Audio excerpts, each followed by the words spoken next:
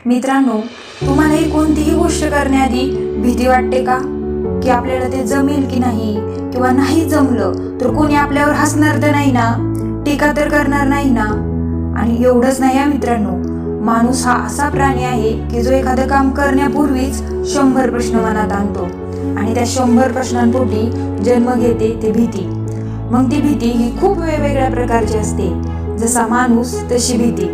कोणाला गरिबीची भीती वाटते, कोणी टीका करणार तर नाही ना याची भीती वाटते, तर कोणाला आरोग्य बिघडण्याची भीती, प्रेम गमावून बसण्याची भीती, म्हातारपणाची भीती, आणि काही तर असेही असतात की त्यांना मृत्यूची सुद्धा भीती वाटते. अहो, जो एकदा का पृथ्वी तलावर जन्म घेतला की त्याला मरण कधी चुकले आहे का, सांगा बरं? मग तो माणूस असो वा किडे मुंग्या. तर मित्रांनो, या भीतीच्या भूतापासून जर स्वतःला मुक्त करायचे असेल तर हा व्हिडिओ शेवटपर्यंत नक्की बघा. 1. आपल्या स्वतःवर विश्वास ठेवा. प्रत्येक गोष्ट आहे तशी स्वीकारू नका.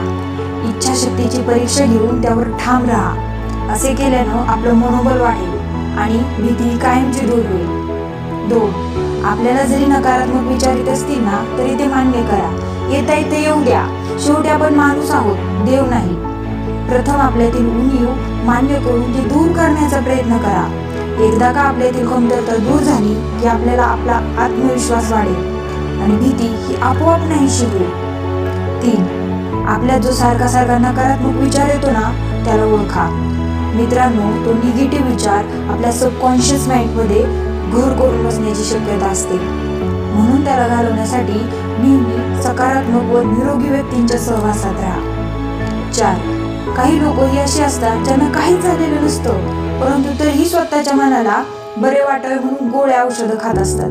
मग ती व्हिटॅमिनची असोत व झोपेची. सर्वात पहिले म्हणजे ती सर्व औषधे कपाटातून फेकून द्या. लक्षात घ्या, फक्त सवयीचा भाग म्हणून तुम्ही ती खात आहात. चांगला आहार करा, व्यायाम करा, म्हणजे तुम्हाला कोणत्या व्हिटॅमिन्स किंवा मिनरल्सची गरज लागणार नाही. आणि मित्रांनो, झोपेची जर इतकीच तक्रार असेल ना तर दिवसभर शरीराला इतके थकवा की रात्री बिछाण्यावर पडताच झोप लागली पाहिजे. 5. मित्रांनो, स्वतःवर व देवावर विश्वास ठेवा.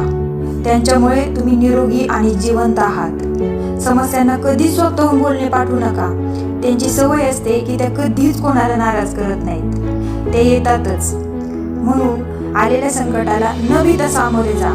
आणि जेव्हा संकट येईल ना तेव्हा डोक्यात एकच गोष्ट ठेवा की वर आकाशात असा कोणीतरी बसलेला आहे जो तुमची काळजी घेत आहे. सो भिवू नका. आलेल्या संकटांना 2 हात करा. थँक्यू. प्लीज व्हिडिओ आवडला असेल तर लाईक, शेअर आणि सबस्क्राईब करायला विसरू नका. धन्यवाद.